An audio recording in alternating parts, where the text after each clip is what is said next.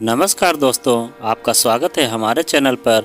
और आज की कहानी है सास की सीख। हमारे घर की खुशियों और सुख शांति पर अचानक ही ग्रहण लग गया। पहले हमेशा चुस्त दुरुस्त रहने वाली माँ को दिल का दौरा पड़ा। वे घर की मजबूत रीढ़ थी। उनका आईसीयू में भर्ती होना हम सब के पैरों तले से जमीन खिसका गया। वे करीब 10 दिन तक अस्पताल में रही। इतने समय में ही बड़ी और छोटी भाभी के बीच तनातनी पैदा हो गई। छोटी भाभी कविता की अनुभव भैया से करीब 8 महीने पहले शादी हुई थी। वे ऑफिस जाती हैं। माँ अस्पताल में भर्ती हुई तो उन्होंने छुट्टी ले ली। माँ को 24 घंटे बाद डॉक्टर ने खतरे से बाहर घोषित किया तो कविता भाभी अगले दिन से ऑफिस जाने लगी।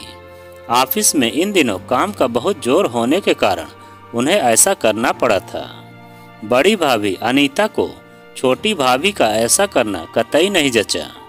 मैं अकेले घर का काम संभालूं या अस्पताल में माँ जी के पास रहूं। अपनी देवरानी कविता को ऑफिस जाने को तैयार होते देख वे गुस्से से भर गई।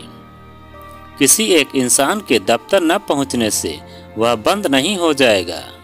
इस कठिन समय में कविता का काम में हाथ न बटाना ठीक नहीं है। दीदी, मेरी मजबूरी है। मुझे 9-10 दिन ऑफिस जाना ही पड़ेगा। फिर मैं छुट्टी ले लूँगी और आप खूब आराम करना। कविता भाभी की सहजता से कही गई इस बात का अनीता भाभी खामखा ही बुरा मान गई। यह सच है कि अनीता भाभी माँ के साथ बड़ी गहराई से जुड़ी हुई हैं। उनकी माँ उन्हें बचपन में ही छोड़कर चल बसी थी। सास बहू के बीच बड़ा मजबूत रिश्ता था और माँ को पड़े दिल के दौरे ने अनीता भाभी को दुख, तनाव व चिंता से भर दिया था। कविता भाभी की बात से बड़ी भाभी अनीता अचानक बहुत ज़्यादा चिढ़ गई थी। बन ठन कर ऑफिस में बस मटरगश्ती करने जाती हो तुम। मैं घर न संभालूं तो तुम्हें आटे दाल का भाव मालूम पड़ जाए। ऐसी कड़वी बातें मुंह से निकालकर बड़ी भाभी ने कविता को रुला दिया था। मुझे नहीं करनी नौकरी, मैं त्यागपत्र दे दूंगी। उनकी इस धमकी को सबने सुना और घर का माहौल और ज़्यादा तनावग्रस्त हो गया। कविता भाभी की पगार घर की आर्थिक स्थिति को ठीक ठाक बनाए रखने में महत्वपूर्ण भूमिका निभाती थी। सब जानते थे कि वे जिद्दी स्वभाव की हैं और जिद पर अड़कर कहीं सचमुच त्यागपत्र न दे दें। इस डर ने पापा को इस मामले में हस्तक्षेप करने को मजबूर कर दिया। बहू, उसे दफ्तर जाने दो, हम सब है न यहाँ का काम संभालने के लिए। तुम अपनी सास के साथ अस्पताल में रहो, कंचन रसोई संभालेगी। पापा ने अनीता भाभी को गंभीर लहजे में समझाया और उनकी आंखों का इशारा मैं समझ गई और मैं रसोई में घुस गई। विकास भैया ने अनीता भाभी को जोर से डांटा। इस परेशानी के समय में तुम क्या काम का रोना धोना लेकर बैठ गई हो? जरूर ना होता कविता कभी ऑफिस जाने को तैयार न होती। जाओ, उसे मना कर ऑफिस भेजो। विकास भैया के सख्त लहजे ने भाभी की आंखों में आंसू ला दिए। उन्होंने नाराजगी भरी खामोशी अख्तियार कर ली। विशेषकर कविता भाभी से उनकी बोलचाल न के बराबर रह गई थी। अस्पताल से घर लौटी माँ को अपनी दोनों बहुओं के बीच चल रहे मनमुटाव का पता पहले ही दिन लग गया था।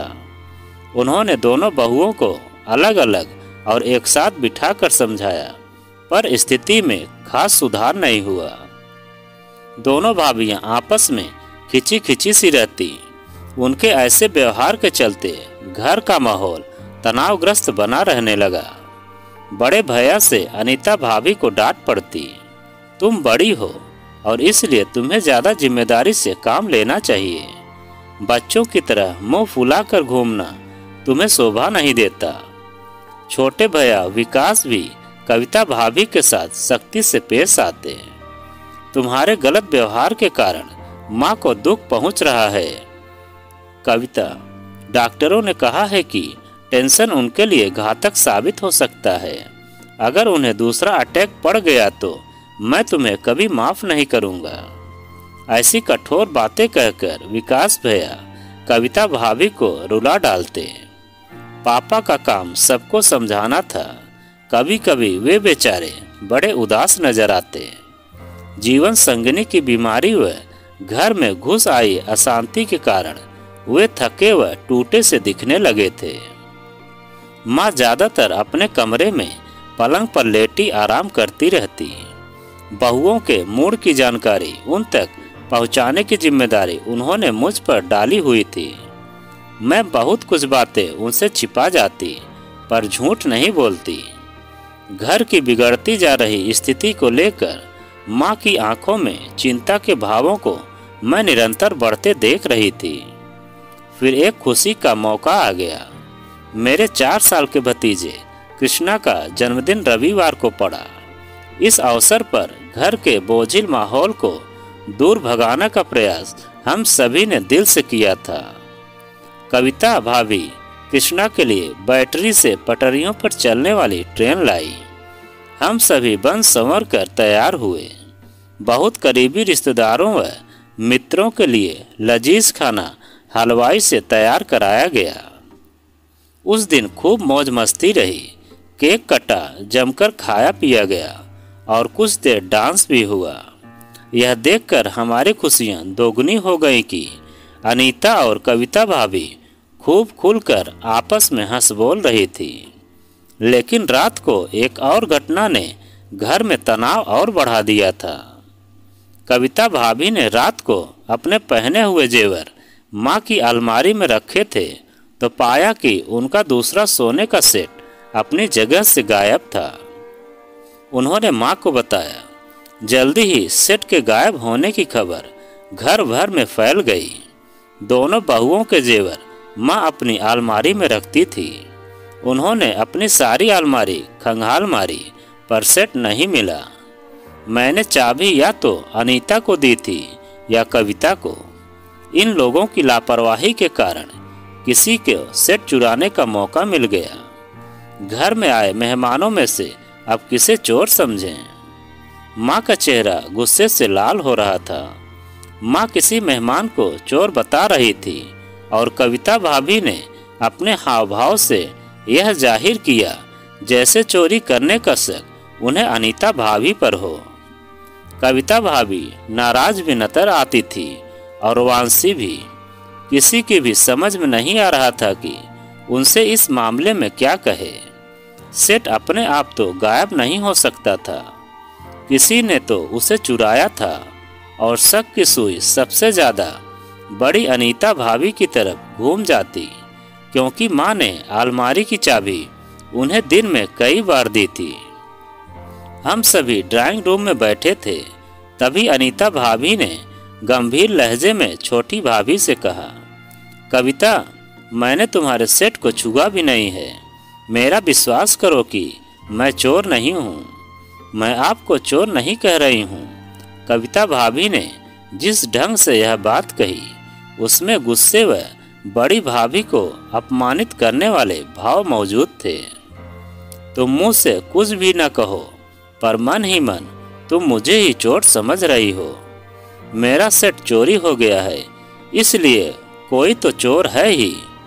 अनीता, तुम अपने बेटे के सिर पर हाथ रखकर कह दो कि तुम चोर नहीं हो। तनावग्रस्त बड़े भैया ने अपनी पत्नी को सलाह दी। मुझे बेटे की कसम खाने की जरूरत नहीं है। मैं झूठ नहीं बोल रही हूँ। अब मेरे कहे का कोई विश्वास करे या न करे, यह उसके ऊपर है। ऐसा कहकर जब बड़ी भाभी अपने कमरे की तरफ जाने को मुड़ी, तब उनकी आंखों में आंसू झिलमिला रहे थे। कृष्णा के जन्मदिन की खुशियां फिर से तनाव व चिंता में बदल गई। छोटी भाभी कविता का मूड आगामी दिनों में उखड़ा ही रहा। इस मामले में बड़ी भाभी कहीं ज्यादा समझदारी दिखा रही थी। उन्होंने कविता भाभी के साथ बोलना बंद नहीं किया, बल्कि दिन में 2-3 बार जरूर इस बात को दोहरा देती कि कविता उन पर सेट की चोरी का गलत शक कर रही है। माँ ने उन दोनों को ही समझाना छोड़ दिया। वे काफ़ी गंभीर रहने लगी थी। वैसे उनको टेंशन न देने के चक्कर में कोई भी इस विषय को उनके सामने उठाता ही नहीं था। कृष्णा के जन्मदिन के करीब 10-12 दिन बाद मुझे कॉलेज के एक समारोह में शामिल होना था। उस दिन मैंने कविता भाभी का सुंदर नीला सूट पहनने की इजाज़त उनसे तब ली जब वे बाथरूम में नहा रही थीं। उनकी अलमारी से सूट निकालते हुए मुझे उनका खोया सेट मिल गया। वह तह किए कपड़ों के पीछे छिपा कर रखा गया था।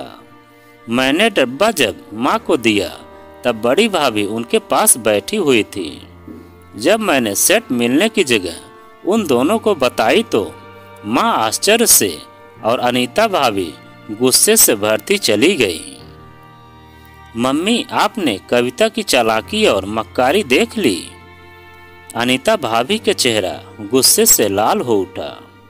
मुझे चोर कहलवा कर सबके सामने अपमानित करवा दिया और डब्बा खुद अपनी अलमारी में छिपा कर रखा था। उसे इस गंदी हरकत की सजा मिलनी ही चाहिए। तुम अपने गुस्से को काबू में रखो अनीता, उसे नहा कर आने दो, फिर मैं उससे पूछताछ करती हूँ। माँ ने यूँ कई बार भाभी को समझाया, पर वे छोटी भाभी का नाम लेकर लगातार कुछ न कुछ बोलती ही रही। कुछ देर बाद छोटी भाभी सबके सामने पेश हुई तो मैंने सेट उनकी अलमारी में कपड़ों के पीछे से मिलने की बात दोहरा दी। सारी बात सुनकर वे जबरदस्त तनाव की शिकार बन गई। फिर बड़ी भाभी अनीता को गुस्से से घूरते हुए उन्होंने माँ से कहा, मम्मी, चालाक और मक्कार मैं नहीं बल्कि ये हैं। मुझे आप सबकी नज़रों से गिराने के लिए इन्होंने बड़ी चालाकी से काम लिया है। मेरी अलमारी में सेट मैंने नहीं बल्कि इन्होंने ही छिपा कर रखा है। ये मुझे इस घर से निकलवाने पर तुली हुई हैं। अनीता भाभी ने कविता भाभी के इस आरोप का जबरदस्त विरोध किया। दोनों के बीच हमारे रोकते रोकते भी कई कड़वे तीखे शब्दों का आदान प्रदान हो ही गया। खामोश। अचानक माँ ने दोनों को ऊंची आवाज में डपटा तो दोनों सकपकाई सी चुप हो गई। मैं तुम दोनों से एक एक सवाल पूछती हूँ। माँ ने गंभीर लहजे में बोलना आरंभ किया। कविता, तुम्हारा सेट मेरी अलमारी से चोरी हुआ तो तुमने किस सबूत के आधार पर अनीता को चोर माना था? कविता भाभी ने उत्तेजित लहजे में जवाब दिया, मम्मी, आपने चाबी मुझे या इन्हें ही तो दी थी। अपने सेट के गायब होने का शक इनके अलावा और किस पर जाता है? तुमने मुझ पर शक क्यों नहीं किया? आप पर चोरी करने का शक पैदा होने का सवाल ही नहीं उठता मम्मी। आप आदरणीय हैं, सब कुछ आपका ही तो है। अपनी हिफाजत में रखी कोई चीज़ भला खुद क्यों चुराएगा? छोटी भाभी माँ के सवाल का जवाब देते देते जबरदस्त उलझन की शिकार बन गई थी। अब माँ अनीता भाभी की तरफ घूमी और उनसे पूछा, बड़ी बहू, कंचन को सेट कविता की अलमारी में मिला। तुमने सबसे पहले कविता को ही चालाकी व मक्कारी करने का दोषी किस आधार पर कहा? मम्मी, मैं जानती हूँ कि सेट मैंने नहीं चुराया था। आपकी अलमारी से सेट कोई बाहर वाला चुराता तो वह कविता की अलमारी से न बरामद होता। सेट को कविता की अलमारी में उसके सिवा और कौन छिपा कर रखेगा? किसी अच्छे जासूस की तरह अनीता भाभी ने रहस्य खोलने का प्रयास किया। अगर सेट पहले महीने ही अपनी अलमारी से गायब किया हो तो क्या उसे कविता की अलमारी में नहीं रख सकती? आपने न चोरी की है न सेट कविता की अलमारी में रखा है। आप इसे बचाने के लिए ऐसा कह रही हैं। बिल्कुल यही बात मैं भी कहती हूँ, कविता भाभी ने ऊंची आवाज में कहा। मम्मी, आप समझ रही हैं कि सारी चालाकी बड़ी भाभी अनीता की है और सिर्फ इन्हें बचाने को। You shut up. दोनों भाभियां एक दूसरे को फाड़ खाने वाले अंदाज में घूर रही थी। माँ उन दोनों को कुछ पलों तक देखती रहीं। फिर उन्होंने एक गहरी सांस इस अंदाज में ली मानो बहुत दुखी हों। दोनों भाभियां उनकी इस हरकत से चौंकी और गौर से उनका चेहरा ताकने लगी। माँ ने दुखी लहजे में कहा, तुम दोनों मेरी बात ध्यान से सुनो। सच्चाई यही है कि कविता का सेट मैंने ही अपनी अलमारी से पहले गायब किया और फिर कंचन के हाथों उसे कविता की अलमारी से बरामद कराया। दोनों भाभियों ने चौंक कर मेरी तरफ देखा। मैंने हल्की सी मुस्कुराहट अपने होठों पर लाकर कहा, माँ सच कह रही है। मैं सेट चुन्नी में छिपाकर कविता भाभी के कमरे में ले गई थी और फिर हाथ में पकड़कर वापस ले आई। ऐसा मैंने माँ के कहने पर किया था। मम्मी, आपने यह गोरख धंधा क्यों किया? अपनी दोनों बहुओं के बीच मनमुटाव कराने के पीछे आपका क्या मकसद रहा? अनीता भाभी ने यह सवाल कविता भाभी की तरफ से भी पूछा। माँ एकाएक बड़ी गंभीर व भावुक होकर बोली, मैंने जो किया उसकी गहराई में एक सीख तुम दोनों के लिए छिपी है। उसे तुम दोनों जिंदगी भर के लिए गांठ बांध लो। देखो, मेरी जिंदगी का अब कोई भरोसा नहीं है। मेरे बाद तुम दोनों को ही यह घर चलाना है। विकास और अनुभव सदा मिलकर एक साथ रहें। इसके लिए यह जरूरी है कि तुम दोनों के दिलों में एक दूसरे के लिए प्यार व सम्मान हो। सेट से जुड़ी समस्या पैदा करने की जिम्मेदार मैं हूँ, पर तुम दोनों में से किसी ने मुझ पर शक क्यों नहीं किया? इसका जवाब तुम दोनों ने यही दिया कि मैं तुम्हारे लिए आदरणीय हूँ। मेरी छवि ऐसी अच्छी है कि मुझे चोर मानने का ख्याल तक तुम दोनों के दिलों में नहीं आया। तुम दोनों को आजीवन एक दूसरे का साथ निभाना है। अभी तुम दोनों के दिलों में एक दूसरे पर विश्वास करने की नींव कमजोर है। तभी बिना सबूत तुम दोनों ने एक दूसरे को चोर, चालाक व मक्कार मान लिया। आज मैं अपनी दिली इच्छा तुम दोनों को बताती हूँ। एक दूसरे पर उतना ही मजबूत विश्वास रखो जितना तुम दोनों मुझ पर रखती हो। कैसी भी परिस्थितियाँ, घटनाएं या लोगों की बातें कभी इस विश्वास को न डगमगा पाएं। ऐसा वचन तुम दोनों से पाकर ही मैं चैन से मर सकूंगी। मम्मी, ऐसी बात मुंह से मत निकालिए। माँ की आंखों से बहते आंसुओं को पोंछने के बाद अनीता भाभी उनकी छाती से लग गई। आपकी इस सीख को मैं हमेशा याद रखूंगी। हमें माफ कर दीजिए। कविता भाभी भी आंसू बहाती माँ की बाहों में समा गई। मैं आज बेहद खुश हूँ कि मेरी दोनों बहुएं बेहद समझदार हैं। माँ का चेहरा खुशी से दमक उठा और मैं भी भावुक होकर उनकी छाती से लग गई।